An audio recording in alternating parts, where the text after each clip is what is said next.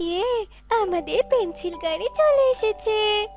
এই শালু, ইকরি, পারুল, চল চল, স্কুলে যেতে হবে। হুররে! কি মজা, আমাদের পেন্সিল গাড়ি চলে এসেছে। হ্যাঁ হ্যাঁ, চল চল, আমরাও স্কুলে যাই। পেন্সিল গাড়িতে স্কুলে গেলে কি যে মজা হয়, চল চল। এরপর পেন্সিল গাড়ি এসে কুহু, পারুল, শালু, ইকরি সহ বাকি বাচ্চাদেরও তুলে নিয়ে যায়, শুধু একটি ছোট্ট ছানাকে ছাড়া। সবাই তো পেন্সিল গাড়িতে করে স্কুলে গেল, আমাকে এখন কষ্ট করে হেঁটে হেঁটে উড়ে উড়ে স্কুলে যেতে হবে। ডানা ব্যথা করলে হাঁটতে হবে, আর পা ব্যথা করলে উঠতে হবে। রোজ রোজ এত কষ্ট করে এত দূরে উড়ে উড়ে কি স্কুলে যাওয়া যায়? আমার যে খুব কষ্ট হয়। তোর বাবা, আমার আর ভালোই লাগে না। এসব বলে টুনটুন আবারও স্কুলের দিকে রওনা দেয় আর হাঁটতে থাকে। আর হাঁটতে ভালো লাগছে না, সেই কখন থেকে হাঁটছি আর হাঁটছি, কিন্তু পথে যেন শেষ হচ্ছেই না। ইস, কবে যে ওই শালুদের মতো পেন্সিল গাড়িতে করে স্কুলে যেতে পারবো, তা উপরওয়ালাই ভালো জানেন। আমার আর ভালোই লাগে না। এসব বলতে বলতে টুনটুন স্কুলে পৌঁছায়। সারাদিন ক্লাস করে বিকেলে স্কুল ছুটি হলে টুনটুন কষ্ট করে বাড়িতে পৌঁছায়। কি হয়েছে টুনটুন মা, তুই এভাবে মন খারাপ করে বাড়িতে ফিরছিস যে? কি হয়েছে তোর, বল মা। আহারে, কত ক্লান্ত হয়ে গেছিস তুই, একটু জল খাবি রে মা। ক্লান্ত হব না তো কি করবো বলো মা, সে কত দূরে কষ্ট করে হেঁটে হেঁটে যেতে হয় আমাকে। পা দুটো যে বড্ড ব্যথা করে, আমার আর ভালো লাগে না স্কুলে যেতে। আমি আর স্কুলে যাবই না, আমার একদমই ভালো লাগে না। এসব বলে টুনটুন ঘরে চলে যায়। মা, টুনটুন, টুনটুন, দরজাটা খোল মা, আমার কথাটা একটু শোন। এভাবে মায়ের উপর আর রাগ করিস না রে মা, দরজাটা খোল রে মা। কি রে টুনটুন, খোল দরজাটা।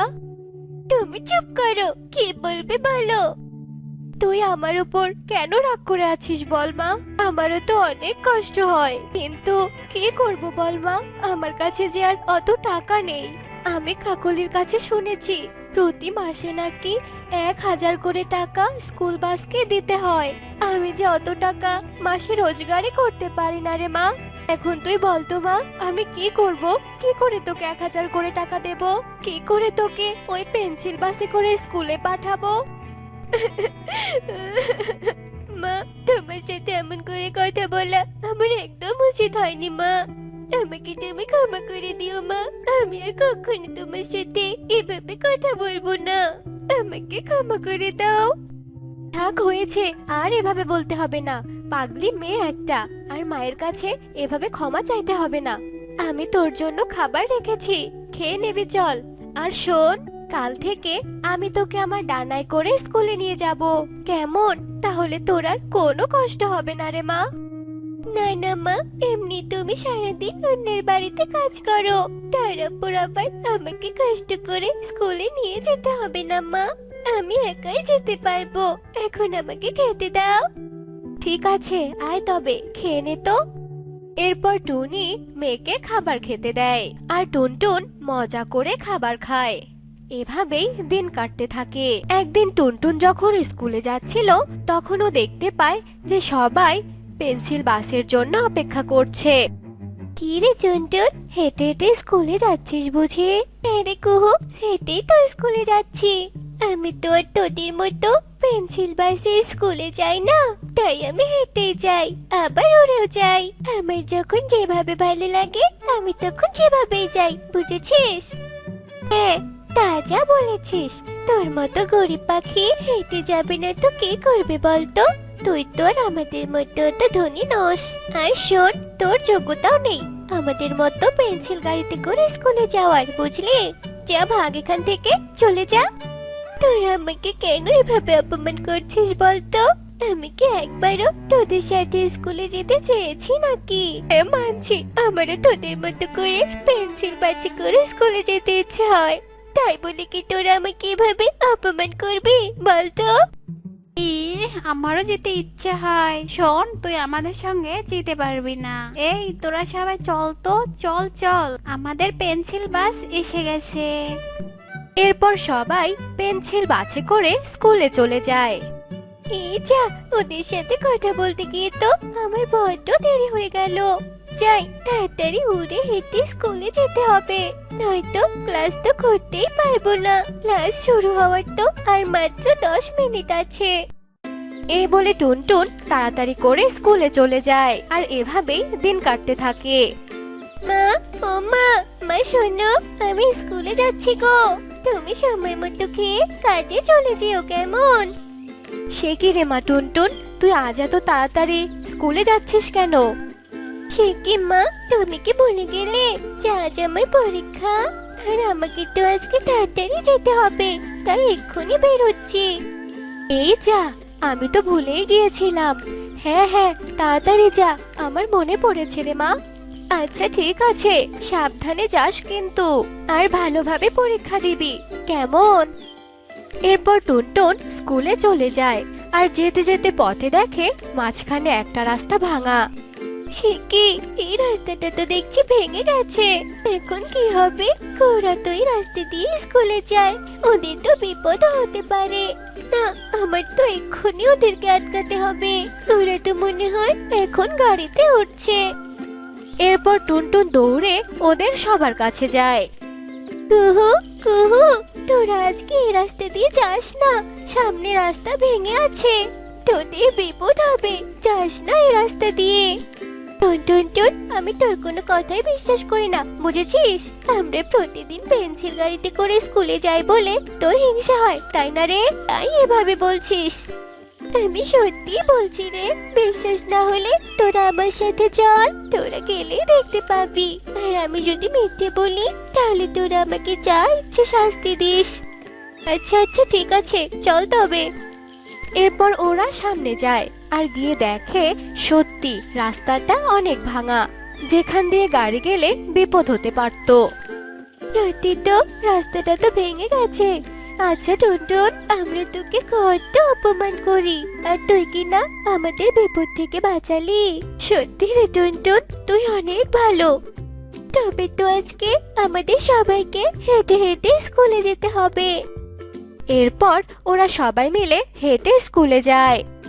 শোন টুনটুন, আজ হেঁটে হেঁটে স্কুলে এসে বুঝলাম যে তোর হেঁটে হেঁটে স্কুলে আসতে অনেক কষ্ট হয়, তাই না রে? তবে শোন, কাল থেকে তুইও আমাদের সাথে পেন্সিল গাড়িতে করে স্কুলে আসবি। সত্যি বলছিস কুহু, তোরাও অনেক ভালো রে। এরপর থেকে টুনটুন রোজ ওদের সাথে পেন্সিল বাসে করে স্কুলে যেত। তো বন্ধুরা, আমাদের আজকের এই গল্পটি তোমাদের কাছে কেমন লেগেছে তা কমেন্টে জানাতে ভুলো না কিন্তু। রূপপুর জঙ্গলে এক টোনা আর টুনি বাস করত। টোনা কোনো রকমে দিনমজুরের কাজ করে তার সংসার চালাতো। একদিন টুনি তার বাবার বাড়ি থেকে একটি আমের চারা নিয়ে আসে। টোনা, এই চারাটা আমি বাবার বাড়ি থেকে নিয়ে এসেছি। আমি ভাবছি এই চারাটা উঠোনের এক কোণে লাগিয়ে এর অনেক যত্ন করব। তোমার যা ভালো মনে হয় টুনি, তুমি তাই করো। তুমি তো জানোই তোমার খুশিতেই আমার খুশি। আচ্ছা ঠিক আছে টোনা। এরপর টুনি তার আমের চারাটা উঠোনের এক কোণে লাগিয়ে দেয়। এরপর থেকে সারা দিন টুনি ওই আম গাছটির যত্ন করতে থাকে। এভাবেই এক দু একটা করে দিন পার হতে থাকে, আর ছোট্ট আম গাছটাও দিন দিন বড় হতে থাকে। আম গাছ, তুই একটা করে দিন পাড়ি দিয়ে বড় হচ্ছিস, আর আমি যেন তোর মাঝে আমার নতুন প্রাণ দেখতে পাচ্ছি। তখনই টোনা বাড়িতে ফিরে আসে, আর টুনিকে একা একা কথা বলতে দেখে টোনা বলে, কি গো টুনি, এখানে একা একা কি বিড়বিড় করছো? টুতে টুতে ধরলো নাকি তোমাকে? না গো, তা নয়, দেখোই না এই আম গাছটা যত বড় হচ্ছে আমি আমার মনের ভিতর ততই প্রশান্তি পাচ্ছি। মনে হচ্ছে এই আম গাছের সাথে আমার নিবিড় সম্পর্ক আছে। বুঝতে পেরেছি, তাহলে এই আম গাছই তোমার মাথা খেয়েছে। আচ্ছা, ওসব এখন বাদ দাও তো, আমাকে জলদি খেতে দাও, আমার বড্ড ক্ষুধা লেগেছে। আচ্ছা তুমি বসো, আমি তোমার জন্য খাবার নিয়ে আসছি। এরপর টুনি টোনাকে খেতে দেয়। এরপর খাওয়া শেষে টোনা নিজের কাজে চলে যায়। তারপর টুনি আবার তার আম গাছের কাছে যায়। ও আম গাছ, কেমন আছো তুমি? তোমার মনটা বুঝি খুব খারাপ? টুনির কথা শেষ হতে না হতেই আম গাছটি কথা বলে ওঠে। হ্যাঁ গো, আমার মন খারাপ। ও মা, তুমি কথা বলতে পারো? তা তোমার মনটা কেন খারাপ গো? হ্যাঁ গো, আমি কথা বলতে পারি। আমার মন খারাপ কেন শুনবে? শোনো তবে। তোমার মা যখন বেঁচে ছিল তখন বীজ হিসেবে আমাকে ঘরের পাশে রোপণ করেছিল, কিন্তু অতিরিক্ত রোদ বৃষ্টির কারণে আমি বীজ থেকে বেড়ে উঠতে পারিনি। কিন্তু তোমার মা মারা যাবার পর আমি ধীরে ধীরে বড় হতে থাকি। তোমার মা আমাকে রোপণ করে বলেছিল, আমি তো আমার মেয়েটিকে কিচ্ছু দিতে পারিনি, আমি এই আম গাছটা আমার ছোট্ট মেয়েটাকে দিব। এত কথা লুকিয়েছিল আম গাছ তোমার কাছে। জানো তো, তোমাকে যখন প্রথম তুলে নিয়ে এলাম তখন আমার মায়ের কথা খুব মনে পড়েছিল। তুমি আমার মায়ের হাতে স্মৃতি বলে হয়তো এমনটা লেগেছিল।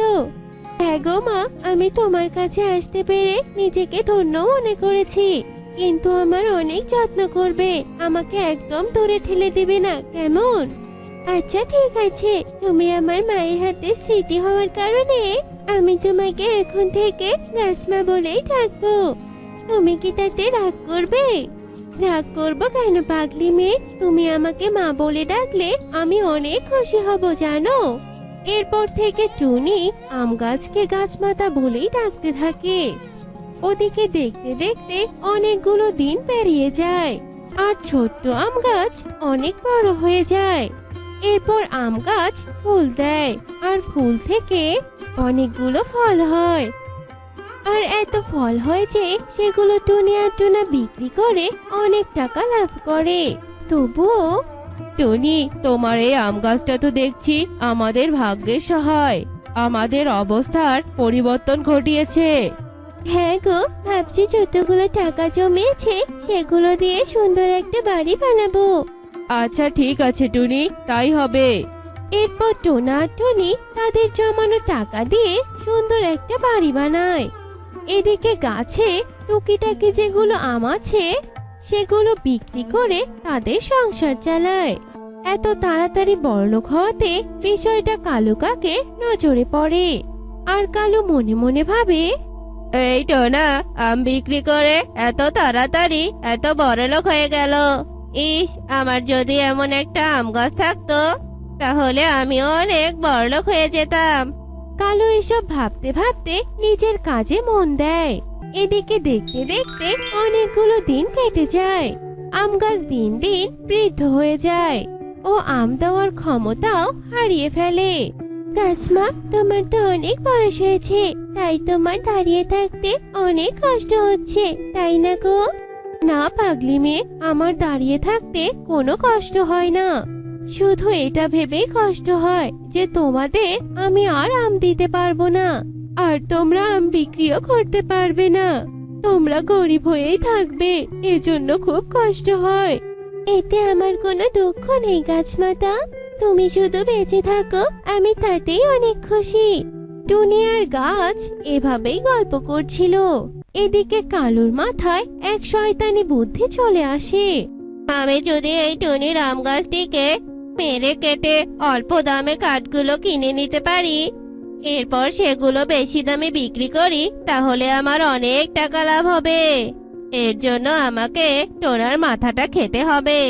টোনার মাথায় এমন কুবুদ্ধি দেব না, দাঁড়া দেখাচ্ছি মজা। এই বলে কালু টোনার কাছে যায় আর টোনাকে গিয়ে বলে, আরে টোনা দাদা, শুনলাম তোমাদের আম গাছটা নাকি বৃদ্ধ হয়ে গেছে, এখন আর আম দিতে পারছে না।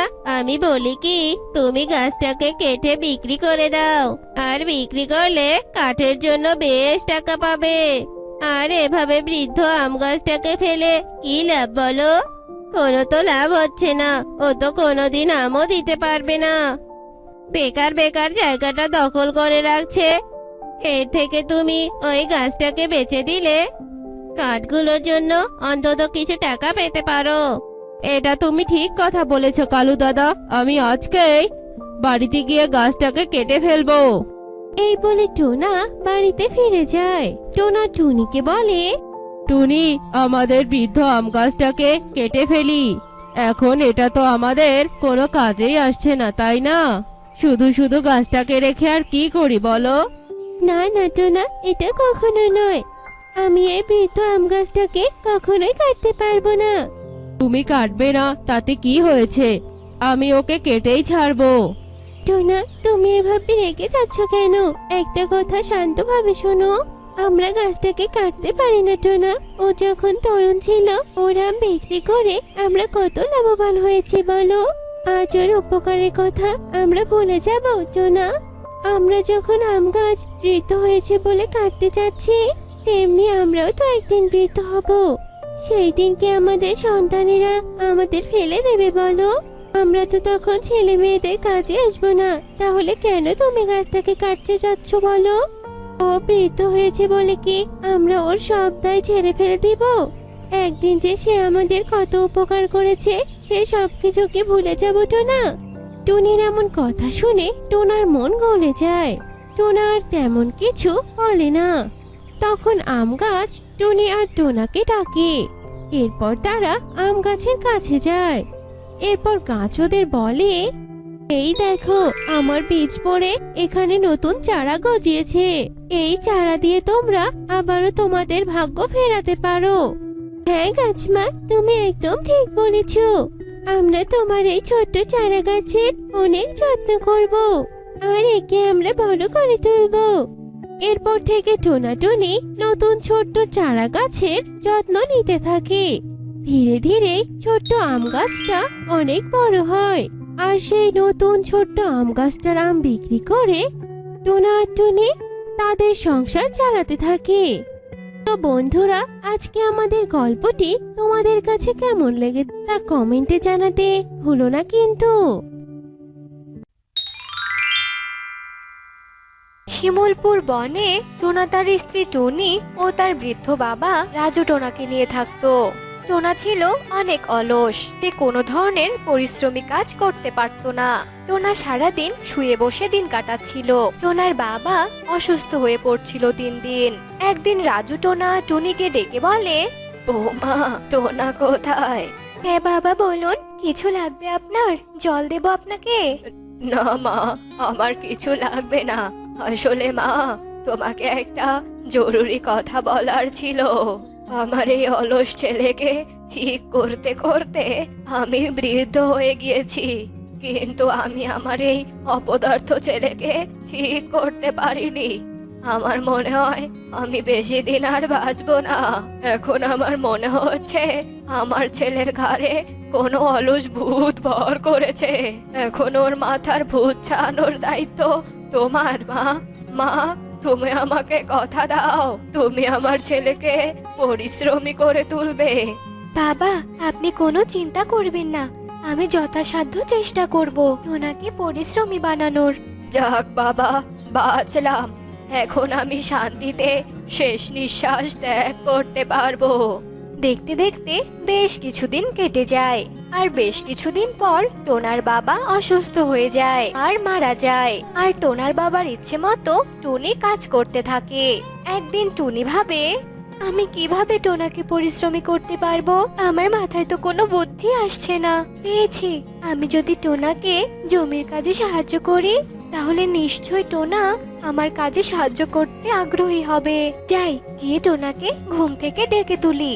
এই বলে টুনি টোনাকে ঘুম থেকে জাগাতে চলে যায়।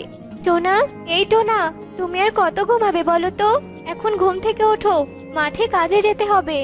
এত সকাল সকাল ডাকছো কেন বলো তো? এতদিন বাবার জন্য ঠিকমতো শান্তিতে ঘুমাতে পারিনি, আর এখন তুমি শুরু করে দিয়েছো। আমি আর একটু ঘুমাবো টুনি। টোনা, ওঠো না টোনা, তোমার জন্য একটা সুখবর আছে। যদি সুখবরটা শুনতে চাও তাহলে তাড়াতাড়ি উঠে পড়ো। এই আমি উঠেছি, এবার বলো কি সুখবর? আজ থেকে আমিও তোমার সাথে জমিতে যাব আর তোমার সাথে কাজ করব। চলো এবার টোনা। এরপর থেকে টুনি টোনার সাথে জমিতে কাজ করতে শুরু করে। টুনি প্রতিদিন সকালবেলা টোনাকে নিয়ে জমিতে কাজ করতে যেত, কিন্তু সামান্য কাজ করার পরই টোনা বিরক্ত হয়ে যেত আর সেখানেই ঘুমিয়ে পড়তো। আর বেচারি টুনি একাই পরিশ্রম করত। এইভাবে বেশ কিছুদিন কেটে যায়।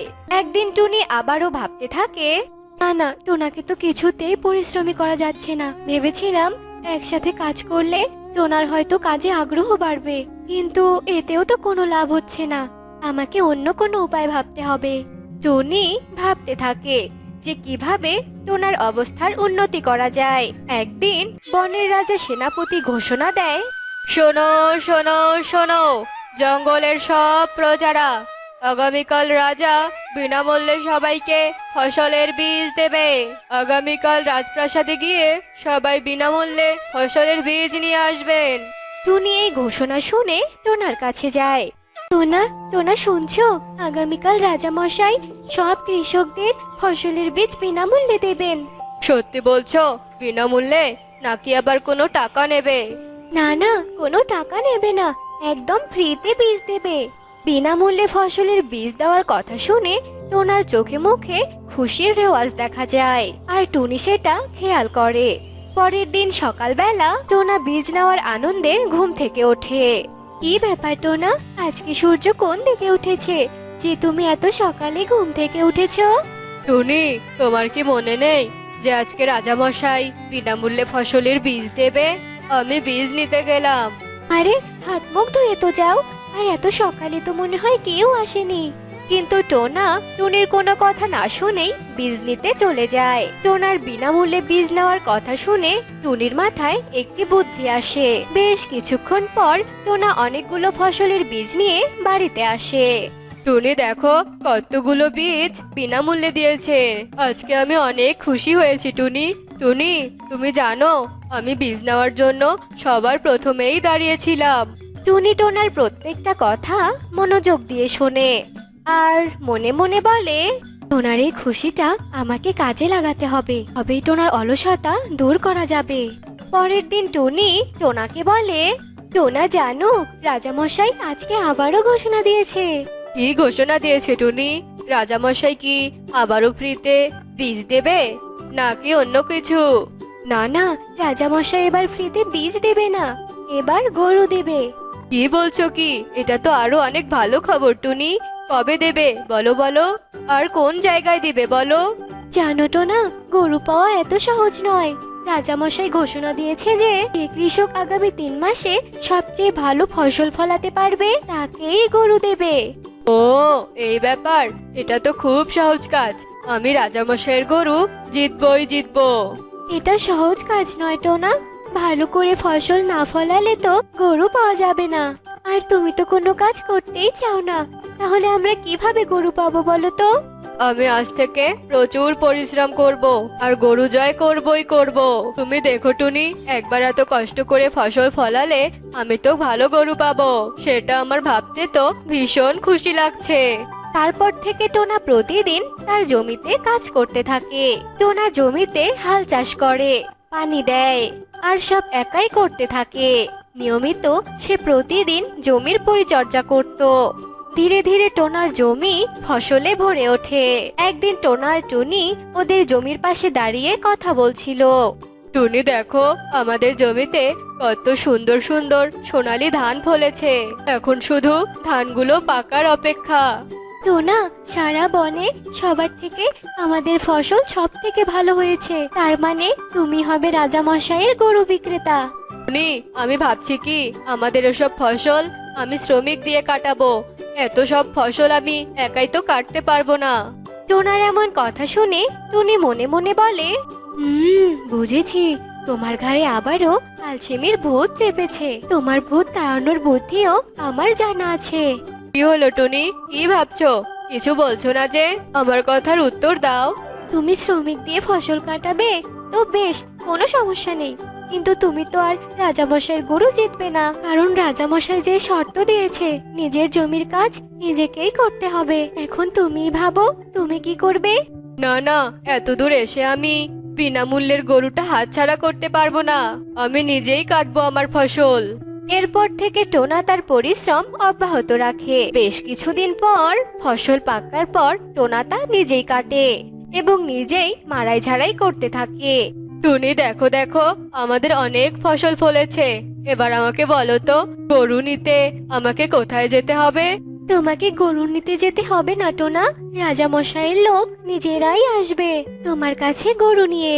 পরের দিন কবুতর টুনির বাড়িতে আসে আর 1,00,000 টাকা নগদ দিয়ে সব ফসল নিয়ে যায়। আর টুনি ওই টাকা থেকে 2টো গরু নিয়ে আসে।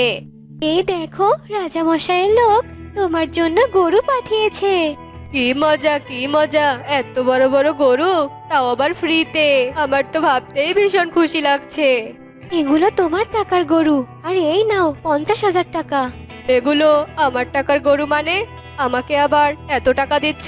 কি ব্যাপার টুনি, ব্যাপারটা আমাকে খুলে বলো তো শুনি।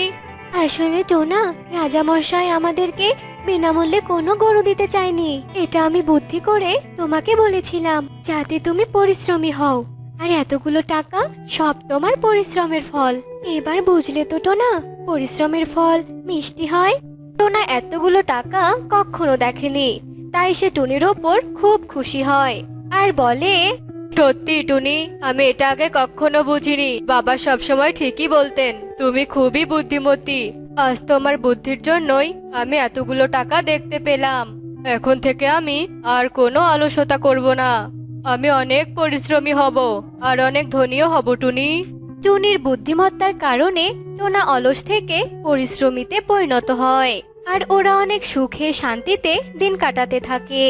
বন্ধুরা, বুদ্ধি দিয়ে সবকিছু জয় করা যায় আর পরিশ্রম সৌভাগ্যের প্রসূতি।